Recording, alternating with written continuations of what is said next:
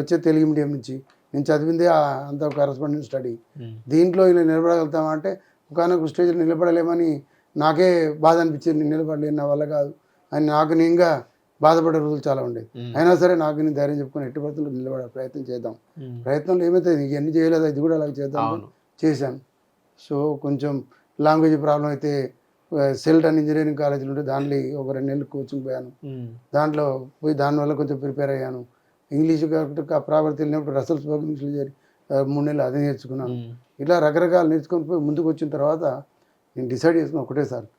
ఇంతకుముందు నేను ఒక ఆర్గనైజేషన్లో ద్వారా పనిచేసిన, పూర్ పబ్లిక్ కోసం పనిచేసిన.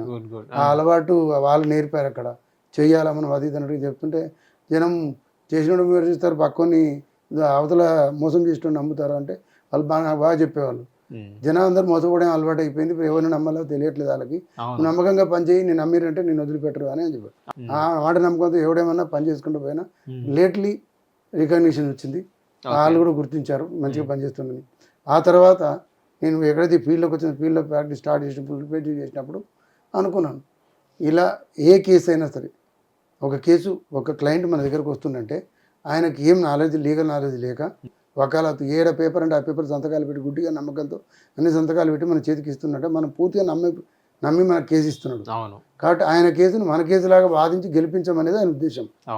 సో దీనికి ద్రోహం చేయొద్దు, ఎట్టి పరిస్థితుల్లో దీన్ని నమ్మకంగా పనిచేయాలనుకున్నాను. ఆ రోజు నుంచి ఈ రోజు వరకు నాకు ఇచ్చే ప్రతి కేసు నా సొంత కేసులాగానే ఆలోచించి పని చేసుకుంటే వెళ్ళిపోయాను. నేను ఆ రోజు నిలబడతానంటే నెలకు 10,000 సంపాదించడం కష్టం, ఇల్లు నడపడం కష్టంగా ఉంటుంది.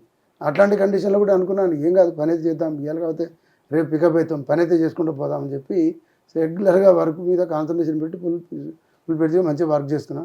విత్ ఇన్ ఒక ప్రతి కేసు నిజంగా చెప్పాలంటే ప్రతి స్టార్టింగ్ వచ్చిన 2-3 కేసులే నా ఛాలెంజ్ తీసుకొని పనిచేసిన. ఒక రోజు వెళ్ళి నాకు అప్పట్లో జడ్జిమెంట్లు వెతకాలంటే ఇబ్బంది ఉండే 2004లో. సో హైకోర్టు లైబ్రరీలో పోయి పొద్దున 10:30 కూర్చుంటే సాయంత్రం 4 గంటల దాకా కూర్చున్నా. 4:30 5 ఆ జాడు కొట్టే వాళ్ళు వచ్చి సార్లు ఏంటి అంటే అబ్బో టైం అయింది కదా అనుకున్నాను. బుక్స్ అన్నింటిలో పెట్టుకొని చూడడం, సైటేషన్ వెతుక్కోవడం, అవన్నీ పెట్టుకోండి. సీక్వెన్స్ ఇది పోతుంది, ఈటీ పెన్స్కి ఇది 4-5 వెతుక్కొని రకాలు వెతుకుని చేసిన. వేసి ఆ కేసు నేను గెలిచాను. సో నాకు నమ్మకం ఏర్పడదు, మనం కష్టపడి చేస్తే కేసు గెలిపిస్తాను. ఆ కేసు వీక్ ఉండే కానీ నేను ఈ సైటేషన్లన్నీ వెతికేయడం వల్ల అది స్ట్రాంగ్ అయింది. సో వీక్నెస్ మీద వచ్చే సైటేషన్లు ఎక్కడ దొరుకుతాయో వెతుక్కొని చూస్తే దొరికింది. ఆ విధంగా బయటపడ్డాను. ఇలా చేస్తూ పోతూ నాకు వచ్చిన క్లయింట్లే వాళ్ళ మౌత్ క్యాన్వసింగ్ ద్వారా డే బై డే పెరగడం, ఇవాళ ఈ స్టేజ్కి రావడానికి కారణం ఎంత, మన హార్డ్ వర్క్, మన నమ్మకం, మనం ఫేర్గా పనిచేయడం. ఇదే నన్ను ఈరోజు ఈ స్టేజ్కి నిలబెట్టింది.